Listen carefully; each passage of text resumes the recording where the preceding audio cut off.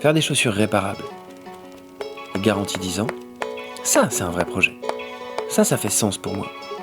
Et les gens qui commandent des chaussures, ils l'ont bien compris, ils jouent le jeu. Et ils me ramènent leurs chaussures à réparer.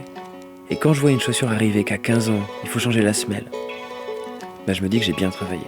Je suis content de moi. Et c'est reparti pour un tour.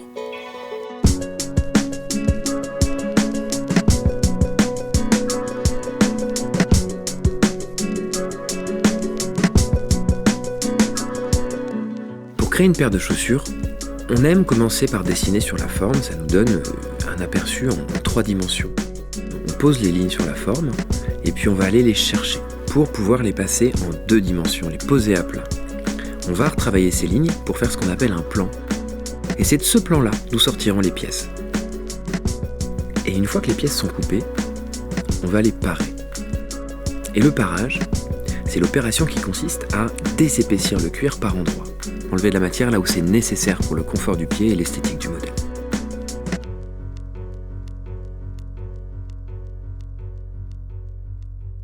Une fois que les pièces sont parées, on va les assembler. On travaille avec des machines qui sont des machines piliers pour l'industrie. La caractéristique d'une machine pilier, c'est qu'on peut coudre en 3 dimensions. Une fois que toutes les pièces sont assemblées, on a ce qu'on appelle la tige. La tige, c'est tout le upper, c'est toute la partie haute de la chaussure, la partie cuir. Maintenant qu'on a ça, il va falloir la monter. Le montage, c'est donner forme à la tige. On a une tige, on a le upper, on a toute la partie cuir. Maintenant, il va falloir lui donner un volume. Et pour ça, on va s'appuyer sur la forme. On va y ajouter des renforts à l'avant pour protéger les orteils, des renforts à l'arrière pour protéger le talon. Une fois que la chaussure est montée, on va pouvoir passer au semelage.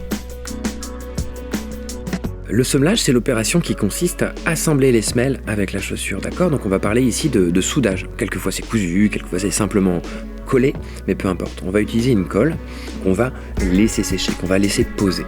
Et puis, au bout d'un certain temps, à partir d'une demi-heure, on va pouvoir la réactiver. Et en la réactivant, en la passant dans le four flash, elle va retrouver toutes ses propriétés, elle va retrouver tout son tact, toute son adhésivité. On va la presser. Cette presse va permettre de cristalliser les colles et d'évacuer tout l'air. On a ce qu'on appelle une soudure à la fin.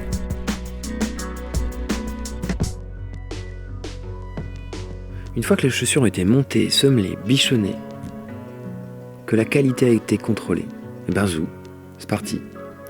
C'est parti pour des années, j'espère.